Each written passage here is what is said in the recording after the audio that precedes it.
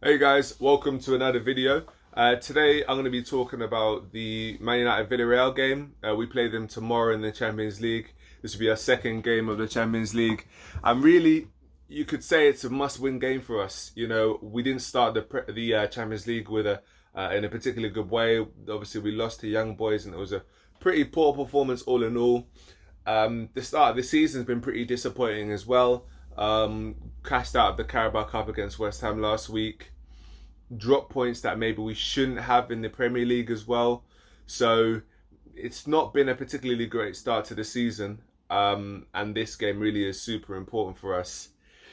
We know the backstory of Villarreal, having faced them in the Europa League final and losing on penalties there. So there's an extra incentive, I think, for us to almost right that wrong. Obviously, even a win today wouldn't completely right it, but it would be a good statement for us, in terms of our improvement from last season to this season. I just watched Solskjaer's press conference today, and also I saw some of his quotes. It's quite interesting. One thing that I picked up on was he was asked about McTominay and Fred. I think a lot of fans get on his back for playing those two as our centre mids due to their inadequacies on the ball, and he was asked pretty directly about that.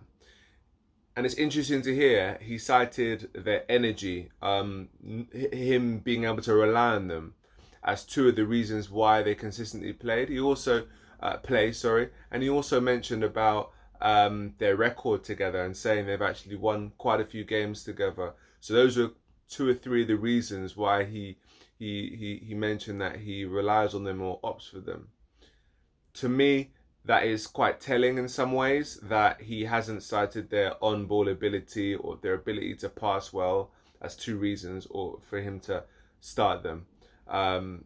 He clearly probably knows that they are somewhat inadequate in that respect. One of the things that I picked up from the press conference, also Maguire's out for the next few weeks, which is a bit of a blow, but it should be interesting to see how Lindelof and Varane partner together. I think they're two competent centre backs.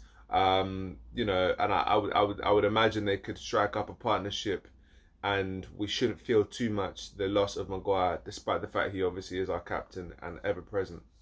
Luke Shaw may be playing tomorrow. It's touch and go by the sounds of things. Again, that would be a huge boost if he was back. I'd still probably play Telles just because you don't want to risk things. I mean, Shaw's had his fitness has been pretty good of late, but he has had trouble with injuries. I wouldn't want to risk him for this game, despite the fact it is very important.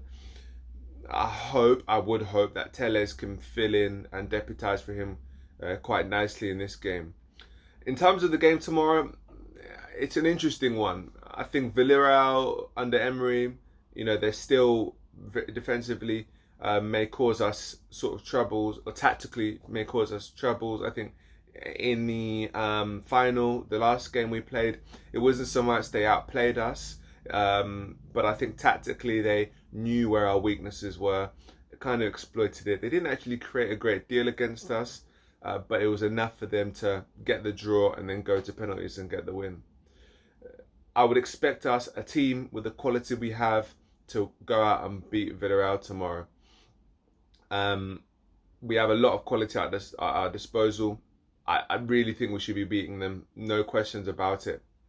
Particularly the situation we're in right now, having lost our first game against Young Boys. For my starting 11, I would go with David De Gea between the sticks.